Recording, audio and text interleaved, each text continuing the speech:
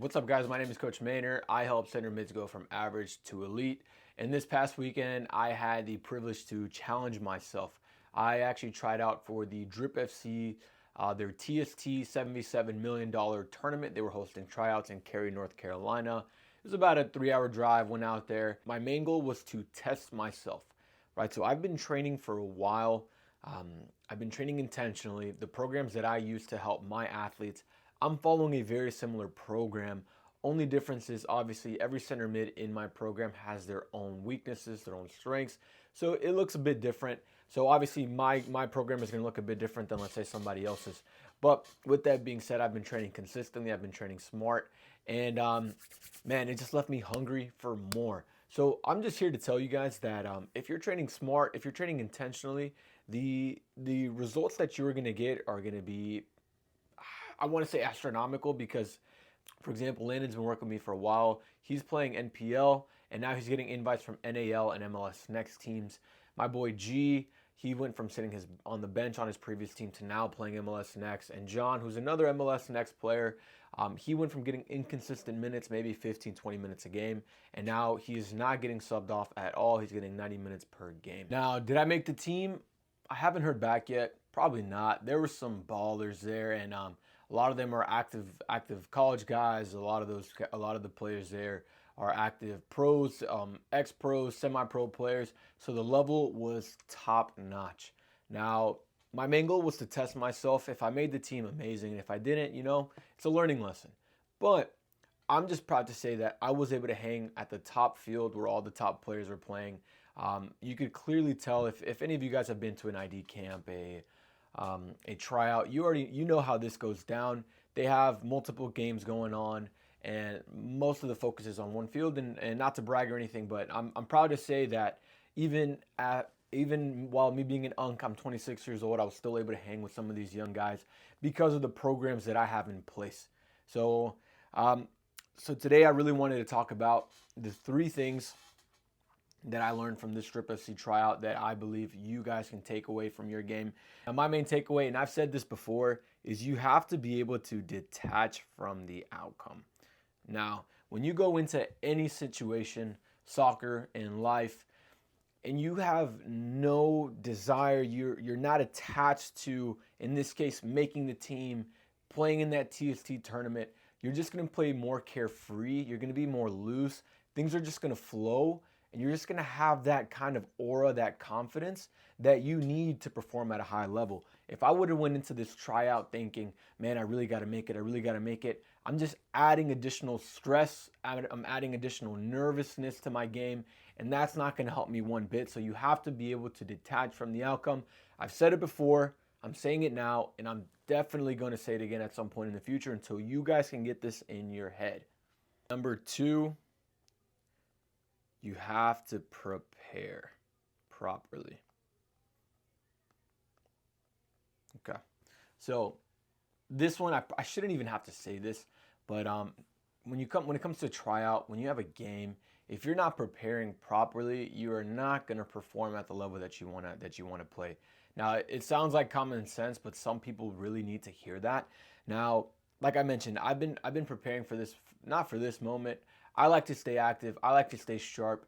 I've been told stay ready so you never have to get ready. You never know what kind of opportunities are going to come knocking on your door.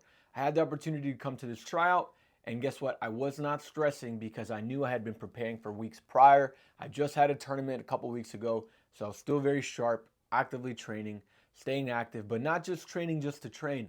I'm training the things that are inefficiencies to me, weak points in my game.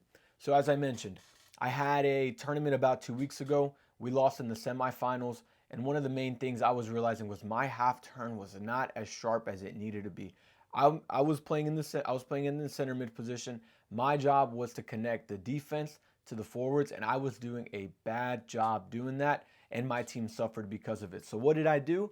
My next 2 weeks worth of training, a lot of it had to do with working on my half turn, on different ways to open up my body and play up the field.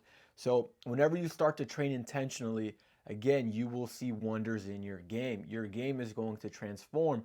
But if you just go out and you're training randomly, whatever kind of Instagram drill that you find online, you're just never going to improve to the level that you really want to. So you have to be intentional and you have to properly prepare or prepare properly. That's number 2. And another point on that, one of the biggest inefficiencies I found in this Drip FC tryout was that I am not fit enough.